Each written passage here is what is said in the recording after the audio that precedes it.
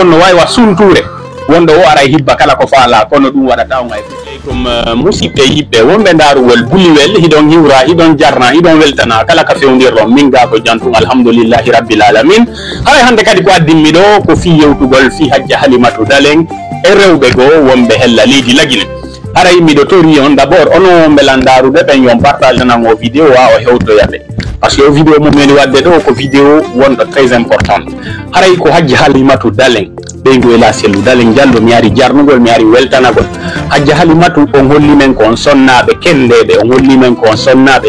ndiman marbe ndiman ka ko holli men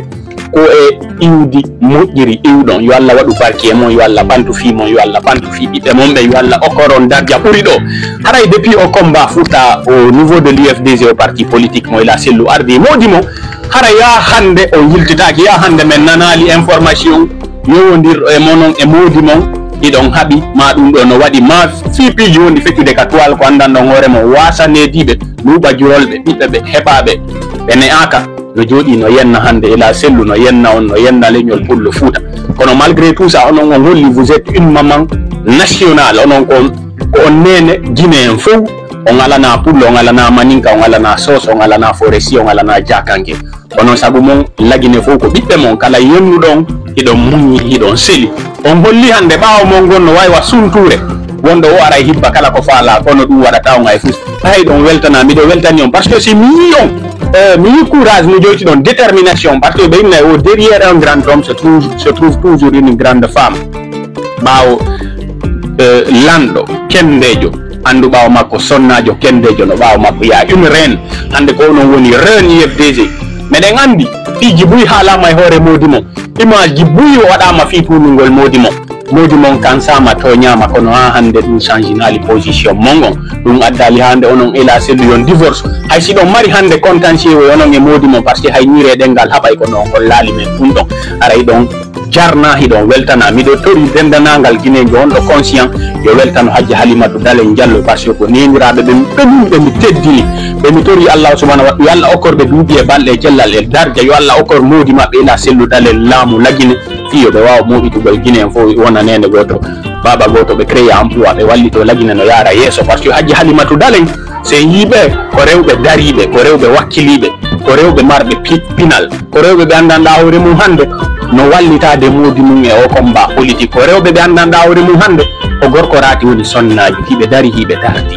hiɓe yawde partout hiɓe sensibilise ude hiɓe motivi a innay ko hande parti UFDG créé a innay c'est la première fois. Pourtant, parti on mari une ancienneté de près de 20 ans, de 15 à 20 ans au parti politique depuis créé. On Hadji Halimatu Dalen depuis Modima Beardi au parti politique UFDG, Hadji Halimatu Dalen elle est toujours devant. Hay don weltana nene, meden weltani on, meden yidi on min on do Alpha Omar Bilel mi do yidi on mi do considéré comme biro an, mi yidi don biro an mi do yidi on don mi do respecté on yo Allah subhanahu wa ta'ala okoro ndubi e balle jella. Yo Allah dandu on aybe mombe yo Allah dandu men aybe mombe. Se mi wuri don kadi yara ibe nguli foni ke menge billo ba Habib Marwan Sadou ni maga haray mi anda wonon be sonnabe mabbe kono yidon weltana en silence meden andi depuis de modirabe mom mutina e nder ndi leydi nagine par le CNRD a hande ka fewni den do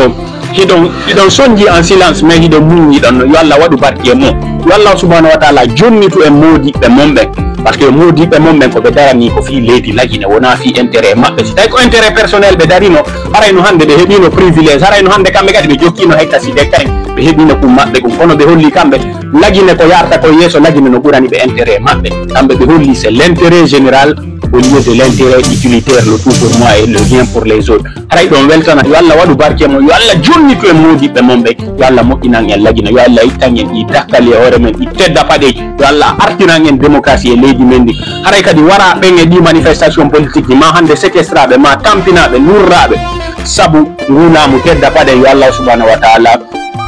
yo Allah wadu tadir ko laabi entre men e be yo Allah subhanahu wa ta'ala okkoron ko nafata on aduna e lahir haray don weltana wallahi billahi simi mijitike mi tawi wano nyande mi daru no video be Habib Marwan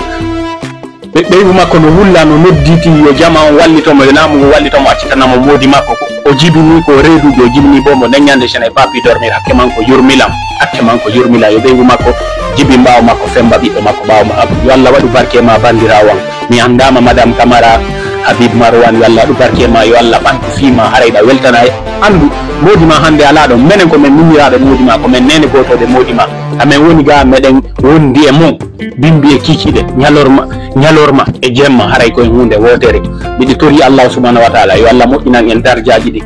camarade salut seul la lutte libère. Je vous remercie.